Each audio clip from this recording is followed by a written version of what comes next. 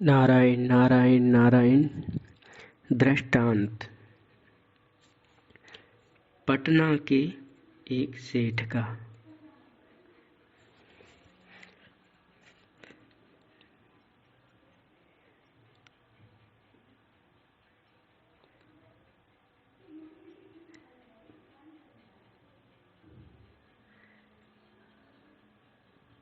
संत सेवा पर दृष्टांत।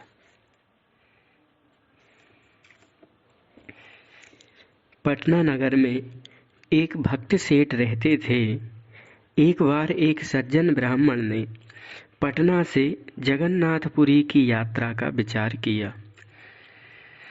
सेठ जी को मालूम पड़ा तो उन्होंने उस ब्राह्मण को बुलाकर उसे 100 रुपये दिए और कहा, महाराज, आप इन रुपयों को श्री जगन्नाथ जी को अर्पण कर देना।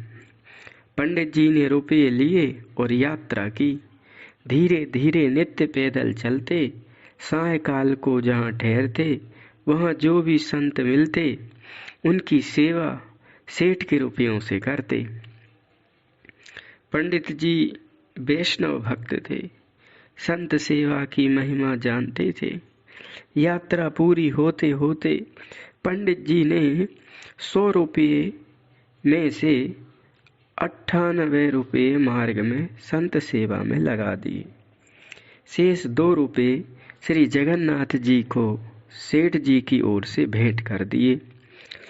पुरी का दर्शन करके पंडा जी पटना वापस आए और श्री जगन्नाथ जी ने सेठ को स्वप्न में दिया कि पंडित जी के द्वारा 100 रुपये भेजे, उसमें से हमें 98 प्राप्त हुए। सेठ ने सोचा 2 रुपये किसी दूसरे काम में खर्चे हुए होंगे। जब पंडित जी सेठ जी से मिलने गए तब सेठ जी ने स्वप्न का समाचार सुनाया। उसे सुनकर वे पंडित जी प्रभु के भक्त वात्सल्य पर न्यौछावर हो गए और उन्होंने खोलकर सब बात बता दी।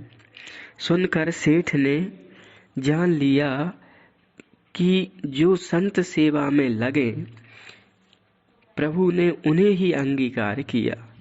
उसी दिन से पंडित जी और सेठ जी दोनों सच्चे साधु संतों के सेवक बन गए, साधु से भी कहलाने लग गए।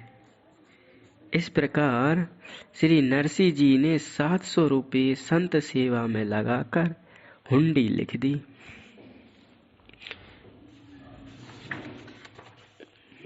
अगला दृष्टांत निपट जी और बादशाह का। निपट जी और बादशाह का स्वपक्ष पोषण पर दृष्टांत। एक संत थे, उनका नाम था निपट। वे सिद्ध थे, निपट अयान और निपट सुजान प्रतीत होते थे। एक नगर में नदी तट पर रहकर भजन करते थे। सभी से प्रेम करते थे। सांप्रदायिक भेदभाव को छोड़कर ये फलाना साधु, ये गिरिपुरी, यति, जोगी, बैरागी, ये छोड़कर वे सबको, हिंदू मुसलमान को भी आदर और सभी को उपदेश भी देते थे। बादशाह ने उनकी बड़ाई सुनी। 2 बार उनके पास गया तो उसे लगा ये तो परम सरल है। मुल्लों ने कहा खिला पिलाकर उन्हें भी मुसलमान बना लिया जाए। एक दिन बादशाह ने इनको न्योता दिया। श्री निपट जी आ गए। उनका विशेष आदर सत्कार करके बादशाह ने पूछा कि ईश्वर एक है या 2? श्री निपट जी ने कहा कि हिंदू और मुसलमान दोनों का ईश्वर एक है। इसे उत्तर को सुनकर बादशाह ने और सभी ने उनकी बड़ाई की कि आप सच्चे फकीर हैं। बादशाह ने कहा कि अब खाना लाओ। बादशाह ने सुराही के जल में हाथ धोए। निपट जी बोले कि हाथ धो लीजिए। निपट जी से बोले, हाथ धो लीजिए। तो निपट जी ने अपनी लघु शंका से हाथ धोए। लोगों ने कहा, हाथ नापाक हो गए। आपने कहा, जल जल समान है, भोजन जैसा पाक है वैसे हाथ भी पाक हैं। तुरंत बादशाह भोजन के थाल सामने आ गए।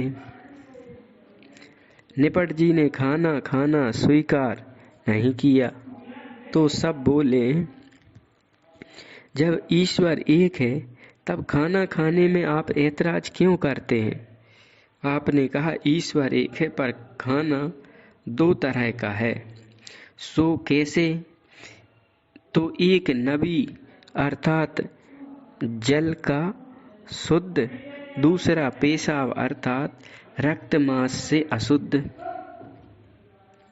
हमारा आबी भोजन है और आपका यह पेशाबी है। पेशियों के जल को और रक्त को पेशाब कहते हैं, अतः यह अभक्ष्य है। इसे कुत्ते और सूकर के स्वभाव के लोग खाते हैं, हम नहीं खाते। निपट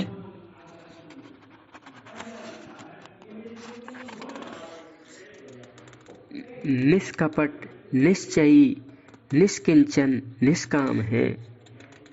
ग्रह आवी पेशावी, तजी कपट संत अभिराम। जैसा दर्पण होगा वैसा ही मुख आईने में दिखेगा। ईश्वर एक है, भिन्न हृदय भिन्न भिन्न है, अतः तमोगुणियों को तामसी, रजोगुणियों को राजसी, सतोगुणियों को सात्विकी ईश्वर का रूप दिखाई देता है। हाथ धोने से यदि हाथ नापाक हो गए तो इस मांस रक्त मूत्रमय भोजन से मन बुद्धि पाक कैसे होंगे? उस दिन से सबको मांसाहार बुरा लगने लगा। बादशाह अपनी ओर से और निपट अपनी ओर से खींच रहे थे। बहुतों ने मांस खाना छोड़ दिया। बादशाह ने कहा, निपट को भगाओ, अन्यथा ये हमारा मजहब छुड़ा देगा। ऐसे ही श्री नरसिंह जी ने अपनी ओर आकृष्ट किए लोगों को उनके चरित्र में। यह दृष्टांत नरसिंह के चरित्र भक्तमाल में आते हैं।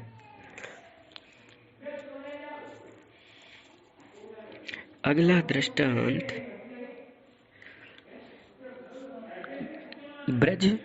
ब्रजो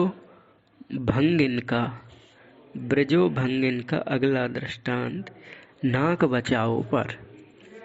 नाक बचाओ यह श्री वृंदावन के गोविंद जी के मंदिर की सेविका थी। इसकी बेटी का ब्याह था।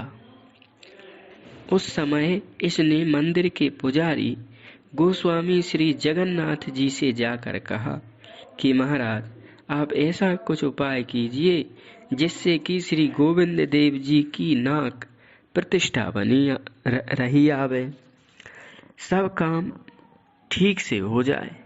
यदि कोई त्रुटि हो गई तो बाराती लोग यही कहेंगे कि गोविंद जी की टहलनी जो बिरजो उससे कुछ करते न बना। मैं गोविंद की हूँ, अतः घटना घटती बढ़ती गोविंद की होगी। इस बात को सुनकर गोस्वामी जी ने ध्यान देकर सब प्रबंध किया। मैंने छोचक ही दिया। यह अहंकार श्री नरसिंह जी को नहीं है, अतः कहते हैं कि अपने व्रत की लज्जा रखो।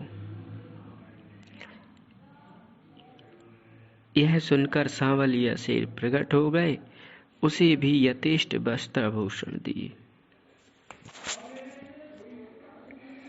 ऐसी भगवान पे निर्भर भक्तों की भगवान रक्षा करते हैं।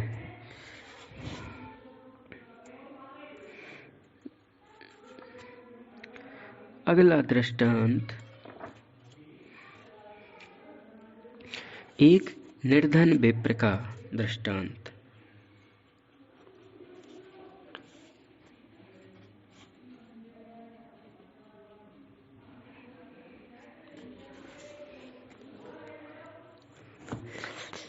मतेक्य पर दृष्टांत। मतेक्य, एक ब्राह्मण देवता अति निर्धनता के कारण कष्ट में थे। घर के सभी लोग एक मत थे। मिलकर विचार किया कि कल ब्रह्म वेला में हम सब लोग घर छोड़कर परदेश चलें। सभी ने तैयारी कर ली। आवश्यक सामान साथ में लेकर चले। चलते चलते दोपहर हो गई। एक जंगल में एक कुंड एवं बट पीपल की छाया देखकर पंडित जी ने वहीं पड़ाव डाल दिया।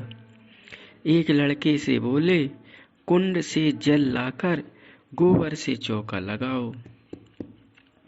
दूसरे से कहा, सूखी लकड़ी लाओ। स्त्री से बोले, अग्नि चेताओ। स्वयं कुंड में स्नान कर सुखासन पर बैठे। जिसे जो जो आज्ञा मिली उसके अनुसार कार्य संपन्न कर दिया। वहां पीपल पर एक ब्रह्म पिशाच रहता था। वह सारा चरित्र देख रहा था। उसके पास आटा, दाल और चावल कुछ भी नहीं है। फिर ये चौका लगाकर अग्नि जलाकर क्या करेंगे? संदेह को मिटाने के लिए उसने आकर पूछा। पंडित जी तांत्रिक थे। वे समझ गए कि यह ब्रह्म पिशाच है।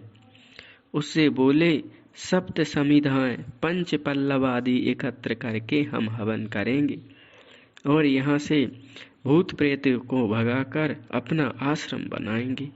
गुरुकुल की स्थापना करेंगे।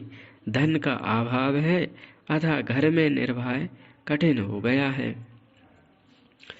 ब्रह्म पिशाच को विश्वास हो गया कि ये तांत्रिक है, इसके संगठन में शक्ति है, ये सब कुछ कर सकते हैं। यह विचार कर बोला, महाराज आप कुंड पर बनी वेदी को खोदिए।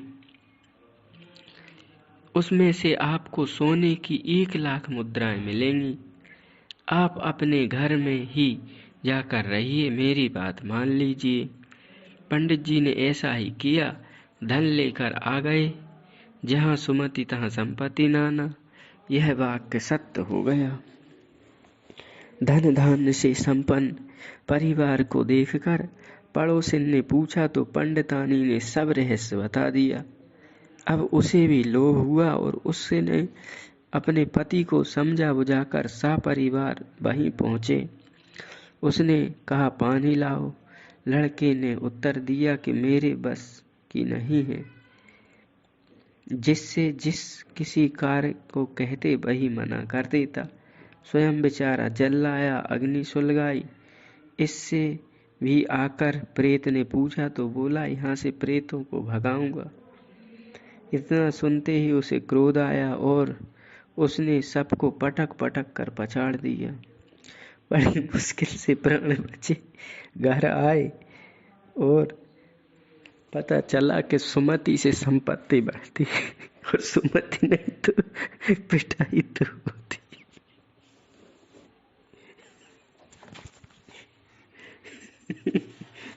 हे नाथ, हे मेरे नाथ।